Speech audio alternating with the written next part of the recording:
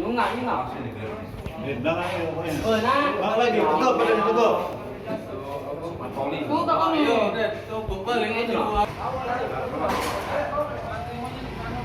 Pelan-pelan Kak, pelan-pelan Kak. Pelan-pelan Kak.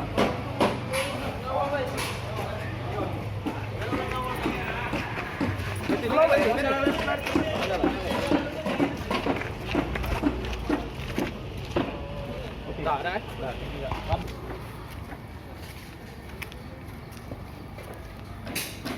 Kat depannya aja dulu. Kenapa? Pada waktu itu anggota kita tidak langsung nangkap, karena posisinya dia siap lari. Ada pura-pura anggota kita nggak tahu, motor dulu. Nah, setelah motor, posisi dia langsung kita tutup sehingga bisa digeledah. Kalau nggak salah, kenapa yang satu lari?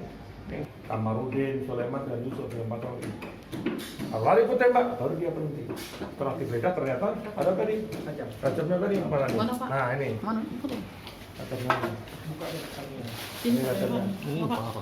Nah, kemudian di motornya ya ada parang ini. Mana, Pak? Ini ada parangnya. Kemudian motornya pun juga nggak ada platnya. Gimana kita nggak curiga? Ya. Kemudian setelah dihentikan lagi ternyata ini ada ditempel-tempel seperti ini.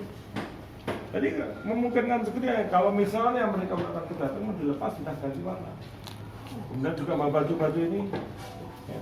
Ini ada kecurigaan sebagai anggota polisi. Ya, habis melakukan kejahatan bisa juga mereka langsung menghilangkan tanda-tanda. Tadi bajunya warna pakai jaket hitam, mah ganti jadi lapis, ya kan? Bisa juga seperti itu.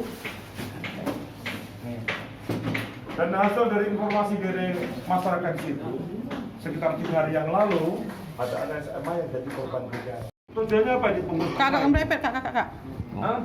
Apa tujuannya di bungkus rumah ini? Hah? Apa tujuannya coba? Ini udah bagus-bagus kayak gini, kenapa bungkus-bungkus pakai kayak itu? Motornya ya.